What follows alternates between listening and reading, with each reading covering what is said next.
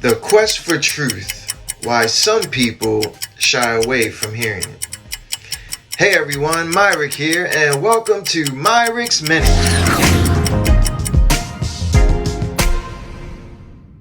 Thanks again for joining me today, and as always, love and blessings. I hope everyone's off to a wonderful day. So, the quest for truth, why some people shy away from it. You know, this is a topic often discussed amongst many circles.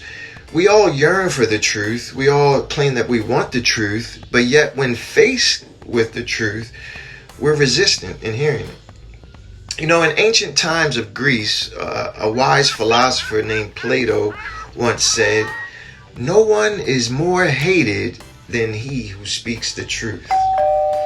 You know, this statement reflects a timeless truth about human nature. The longing for truth, but the reluctance to hear it.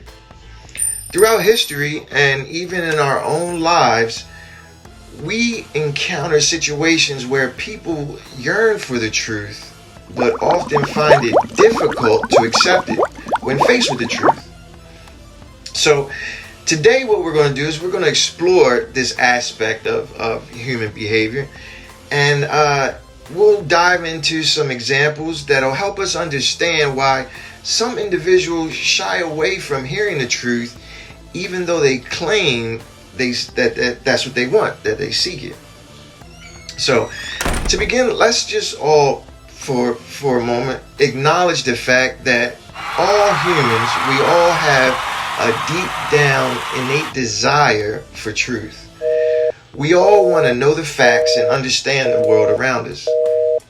You know, we want this so that we can make informed decisions and go along life in a way as if we know what's going on. We might want to know the real reason why our favorite sports team lost a game, or even why our best friend is upset. You know, regardless the situation, people genuinely crave the truth.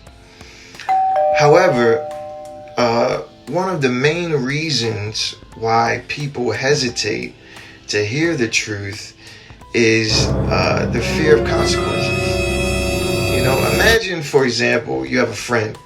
That friend's name is Sarah. And Sarah wants to know if you like her new haircut. While looking at her haircut, you don't think it looks that good. But you know, telling her the truth might hurt her feelings. And out of fear of damaging your friendship, you might choose to say that the haircut looks great, just to avoid any negative outcome, a fear of consequences. You know, Plato had insight on this when he said that no one is more hated than he who speaks the truth. So imagine for a moment you told Sarah the truth. For a moment, she might not like you that well. So out of fear of consequence, out of fear of negative outcome or backlash, you might choose to withhold that truth and tell her something more comfortable. You know, because the truth, it can oftentimes be uncomfortable. It can be challenging. It can even threaten the status quo. You know, people might resent the messenger of the truth because they prefer the comfort of their current beliefs or their current actions. And that's just another way of deceiving themselves. You know, self-deception is another reason why people sometimes avoid the truth. You know, people will deceive themselves just to maintain a positive self-image or just to justify their actions. For instance, if someone knows that smoking, for example, is harmful, but in order to maintain their current way of actions, they might deceive themselves, convince themselves that it's not that bad, or that they can quit at any time they want. So, self-deception is a main reason why people have trouble accepting the truth.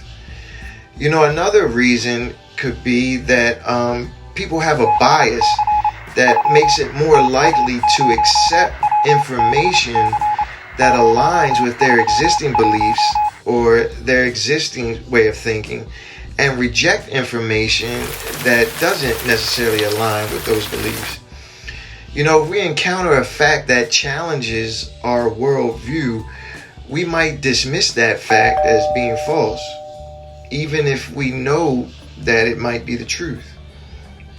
And this goes along the lines, with our social pressures. Social pressures plays a significant role in people's willingness to hear the truth.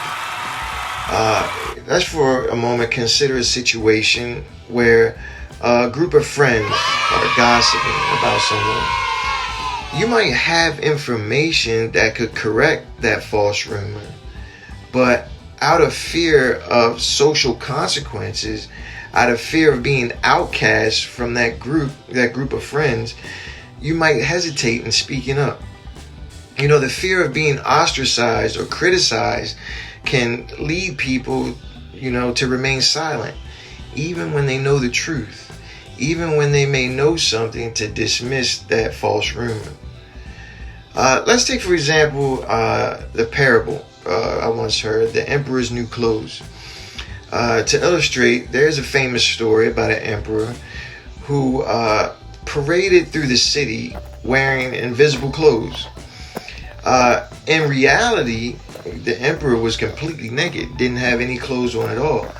But out of fear of being ostracized, out of social pressure, people would pretend that they've seen the emperor is wearing clothes. But it took the innocent remark of a single child to reveal the fact that the emperor was in truth naked. The moral of this story is it highlights the social pressure that prevented people from acknowledging what everyone could see was the obvious truth, that he was naked. But people sometimes choose just to remain ignorant. People will prefer ignorance over truth. They prefer ignorance over the harsh reality of avoiding hearing the truth. Because sometimes that truth can challenge, their comfortable way of life, of what they're used to being, what they're used to feeling. Truth can sometimes disrupt that feeling, and in light of that, they just choose to remain in that ignorant state of being. So, to wrap it all up, in our quest for truth, we encounter sort of a paradox. On one hand, we desire to know, but that clashes with the fear of hearing it. And that brings us back to Plato's words when he said that no one is more hated than he who speaks the truth. People that speak the truth often face resistance or even hated. People shy away from the truth due to the fear of consequences, due to the fear of self-deception, social pressures, and even the allure of ignorance, just remain in their own comfortable ignorance. So as we navigate our own lives, we'll find that it is important to recognize those barriers and strive to embrace the truth. For as we move on through life, we'll find that the truth is the only way that we can truly grow and make the world a better place. So that should wrap it up today for Myrick's Minute. I hope that it was good for you as it was for me. And if you like what we share here today, please don't forget to hit that like and subscribe button, because it truly helps me to be able to keep coming back, sharing these tidbits each and every day to help us get started on a positive way. So, as always, love and blessings. I hope you have a wonderful day. And until next time, peace.